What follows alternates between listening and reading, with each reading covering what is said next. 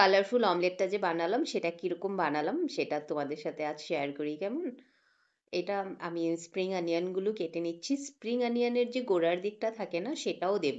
সবগুলো সবজি আমি আগে ধুয়ে নিয়ে তারপরেই কাটছি। তো এটাতে আমি আর দিচ্ছি ধনেপাতা। তোমরা যদি এটা কেউ বানাও না তবে না পেঁয়াজ দিবে না, আমি না পেঁয়াজ দিয়েও বানিয়ে দেখেছি, আর পেঁয়াজ ছাড়া শুধু আজকে যেগুলো দিচ্ছি সবজি সেরকম করেও বানিয়ে দেখেছি। দুটো না দুরকম টেস্ট হয়। আমার কিন্তু পেঁয়াজ ছাড়াটাই বেশি ভালো লাগলো। অবশ্য পেঁয়াজ ছাড়া বলতে পারবো না, কারণ যেটা পেঁয়াজ কলি যেটা দিলাম সেটা তো পেঁয়াজই হয়। তো আমি এখন আর কেটে নিচ্ছি টমেটো, আর নিয়েছি দুটো কাঁচা লঙ্কা। কাঁচা লঙ্কা দুটো ভীষণ ঝাল, দুটোই দেবো, বেশি দেবো না। যদিও ঝাল খাই, তো অমলেটে এত ঝাল খাওয়া যায় না। রাতের খাবার বানাচ্ছি তো, রুটি দিয়ে খাবো। তো জেনারেলি রাতে রুটি খাই না, কি বলো তো, আজ ফাঁকিবাজি রান্না করছি, তাই জন্যেই রাতে রুটি। দুপুরবেলা শিম আলু ভাজা করেছিলাম সেটা আছে, আর বাকি কিছু সবজি নেই।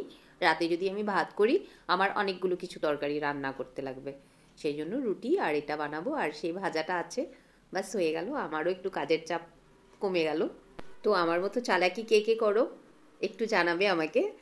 মনে হয় না কেউ করো, কেন কি বলো তো, আমার এইখানে যত আমার বন্ধুরা আছে না সবাই ভীষণ কাজের, তাই জন্যে তো এত ভালো ভালো পোস্ট, এত সুন্দর সুন্দর কন্টেন্ট সবাই বানাচ্ছে, তাই না?